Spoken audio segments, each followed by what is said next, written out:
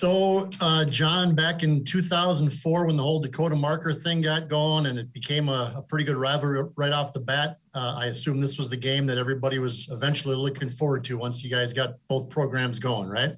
Yeah, it's a really neat storyline, Mike, and you know that. I don't know if you were there, but I was there, and it's kind of unique to think we literally needed each other at that time, and to envision what happened. I don't know if anybody could really envision it, but it's a cool scenario right now this week, this championship. I've been going back through all the games from I was there in 2004, by the way. I've only missed one, only 2019 I missed. Do you have a favorite? There's been some unbelievable games. Do you have a favorite game? I know it's probably like picking a favorite kid, but is there one favorite game that sticks out? I don't have a favorite kid, but I think I don't know what year it was when we won through the ball to Winnicky in the Division I era late in the game. I don't remember what year it was, and won that one late. In the Division II era was when we came back and Ryan Berry hit a wide receiver, and then we went for two and won that one. So both the special memories are up there in the Fargo Dome. You guys have taken on this national championship drive pretty head on. It seems to me from sitting up here, have you promoted that with your kids that, this is the team to have this year to make this run? Every team's different. Mike, I think this is the seniors team, and they're one heartbeat and one voice with me, but this is really their vision. And the 1-0 concept we've always done, and I mean, if you're 1-0 every week, you have a chance to do this. And this is the first. Another reference for this. This is the first group of seniors that did not put on their goal sheet a national championship. They did not put it, but obviously it's been a goal. Last one. Both you and North Dakota State don't have many transfers. You have some, and some are very important, but you're kind of building programs still the old-fashioned way, which might make you dinosaurs in today's college football world. Just your thoughts on that both programs have been able to be successful kind of the old-fashioned way. I think both our programs are based on how college football, college athletics should be, and I think there'll be a downturn or a change. I don't know about the near future in terms of still the best way is to build a program with freshmen, and then the transfer portal is insurance. You have a position that has depth problems, then go out and get it. And we did that with John O'Brien and Jason Freeman, and they've turned out to be gems for us. So the young men have to fit, or it doesn't work at all. Thank you. You bet. Go to Grant Sweeter from Kello TV. Hey, Coach, I asked Mark this, but, for the offense, the last few games, they've probably played about as good as they could have. How do you think that confidence kind of helps going into playing a good defense like NDSU? There's no doubt when you have success on the field, you feel confident. I think the maturity of this football team is more important because we're not going to snap the ball in Frisco and rush the ball for 9 yards a carry like I think we did against Montana State. That's not going to happen. We know that. But the maturity and the belief and coaches coaching get you through that. So success always builds confidence. Preparation is more important, honestly. Mark talked about fast, starting strong, and that's something you did against Montana State and something that you didn't do up in the Fargo Dome. How key is that, playing the Bison a second time this year? I think there's always a benefit to it, but the bottom line is the key is to have more points than your opponent at the end of the game, and you need to figure out how that works. I think these are the top two teams playing for a national championship, and maybe boldly a couple of the best programs in America across the board, best two teams this year and best programs. So it's going to be a battle. I think it's a neat storyline. It's a rivalry. It's going to be two teams with, so to speak, home team crowds. We're looking forward to it. Thanks, Stig. You bet. We'll go to Luciano Chatelain from End Zoners for the next question. Hey, Coach, I hope you're doing well, and thanks for your time. 3 weeks seems to be a lot of time in between games, and it being a national championship game makes it obviously special. How differently do you prepare for a game like this compared to any other? Well, we have a lot more time, and I've cautioned our coaches to not overdo it. You know, coaches normally get essentially 3 days to put in a game plan, and to have 3 weeks is scary, honestly. And so I wanted our players to get out of here and forget football. I wanted our coaches to get out of here and forget about football. And I got out of here and forgot about football. To me, Christmas time has got to be about family initially, and at some point the most important thing. And then we came back last night and had a great practice with zero install for the North Dakota State game plan. So, we haven't had this situation. North Dakota State's been through this a bunch. This would be their 10th time, so they've got it down. I didn't call Coach Entz and ask him how to do it, so we'll see how we do. Even though it is against another rival and under different circumstances, do you take the 2021 championship game into account in order to avoid making some small mistakes that may prove costly in this new championship game? No, we take it into account that we've been there. We were on that field. Many of our players experienced, a really tough feeling at the end, which I think we're not going to talk about much, but will be motivation. But we've got a lot of players. We're going to have true freshmen running down on the field and kickoff that have never been there. And for me to tell a story about something that they'd have no reference. So we play in the present here, and that would be an example of that. Great. And last one, sorry, both you and the Bison have a clear focus towards the running game, so that will probably decide it. How much do you think Hunter Luke is absent due to injury may affect NDSU?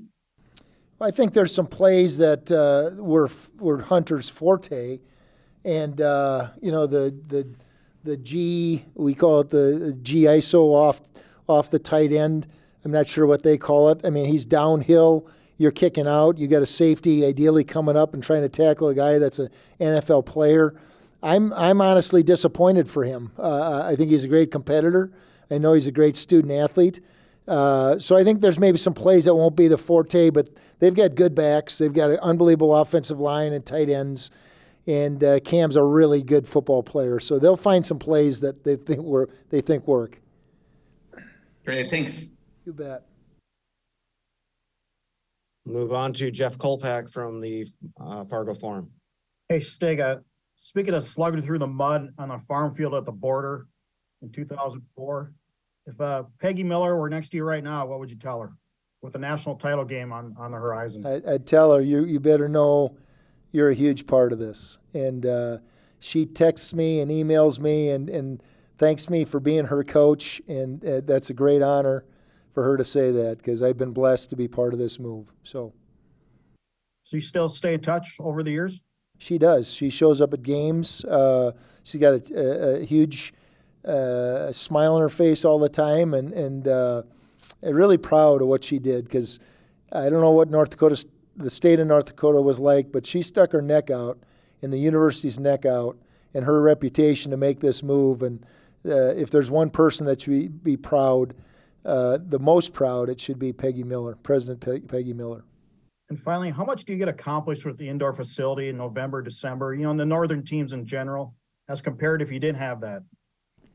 It's infinite, exponential, Jeff. I can't imagine. We used to go to the Swiftel Center, which has got a glossy floor. We used to go to Fifth Street Gym where half our guys could practice at a time. When I walk in there, because of what I've been through or have seen, I thank the Lord all the time. Our players don't know that, but we get a ton done. Not only that, and I don't know what the Fargo Dome's like, but our guys' IDs are key cards, and so they can go in there any time of the day and run around and stretch or run routes or do whatever with their buddies. So that's pretty cool also. Okay, thanks. Our next question to Chris Shad from Brookings Register. Hey, Stig. Isaiah Davis has a history of big performances in the playoffs, especially the last time he went to Frisco. He had the big 85-yard run. How does he find that extra gear late in the season? I think a lot, I've kind of referenced this for a couple weeks now, but I think it's a really good question. In my opinion, it's not as much that he finds another gear. He's got all his gears. All right, he takes such great care of his body. Football is very important to him. His health is very important to him. And so he's in the training room, he's in the weight room, he's in the hot and cold tubs, he's stretching. And so whereas one guy may be a little beat up or a little more beat up, I would say Isaiah is as close to 100% as possible. And then it means a lot to him. And so when something means a lot to you, you find a way to, there's no 110%, but you find a way to get close to 100%. The offensive line, he kind of shuffled around a little bit in fall camp. Then he settled on a starting lineup. When do you think they solidified and kind of came together as a group this season?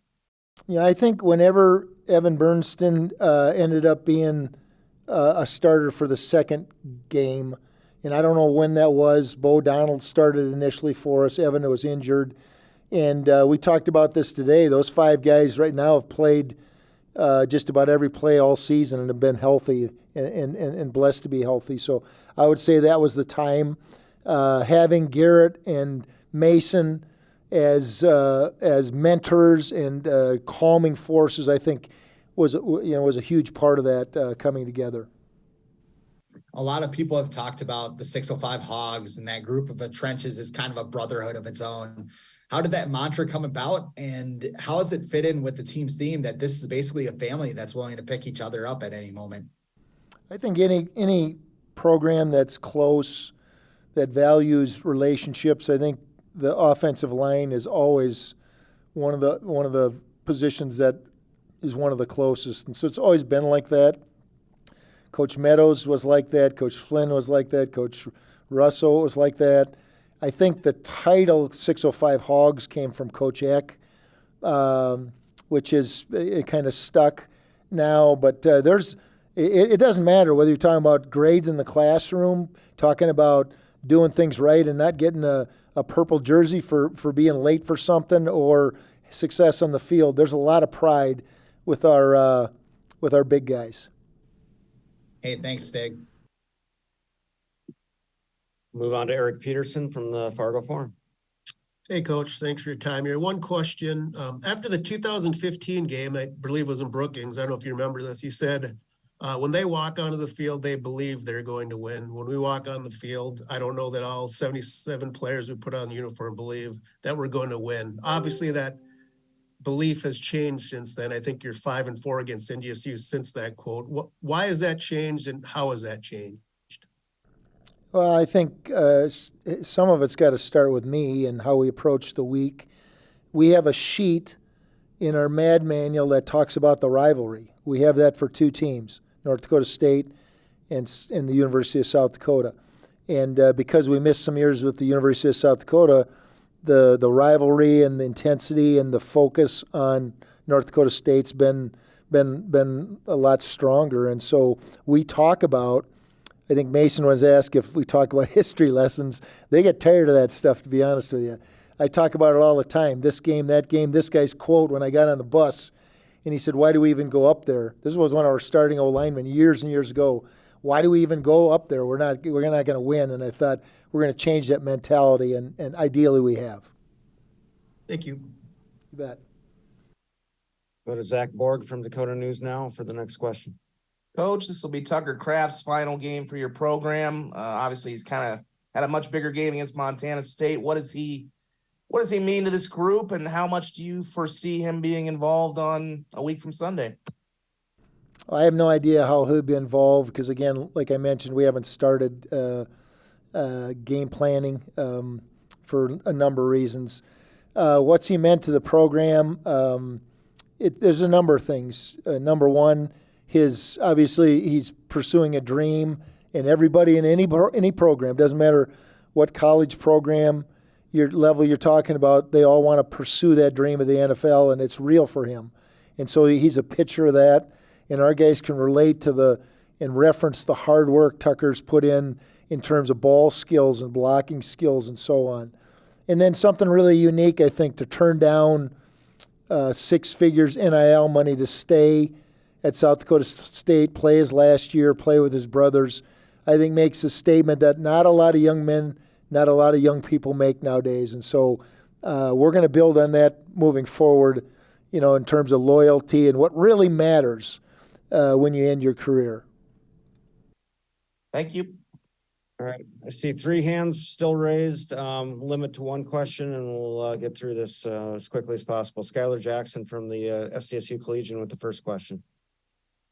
John, when you think about just how long you've been involved with this program and the journey you've taken to lead this program to the success it's had recently, how much would it mean to you personally to lead this program to its first ever national title? You know, I've referenced this before, but I appreciate the question. It would mean a ton, but I want it to last about 10 seconds, all right? I want it to be something that you strive for, but I don't want it to be the ultimate and the only thing our guys accomplish in their lives or their life of a student athlete. So I think 10 seconds would be good for me, and then let everybody else celebrate. Thanks for the question. Thank you. Go to Craig Haley from Stats Perform. Coach, thank you for the time and congratulations on everything. You were talking about the Division I transition in 2004, how both programs really needed each other. How does that phrase stand today? Well, I think because of the vicinity, because of the conference, because of the relationships, I think we push each other. I would like to think we push each other.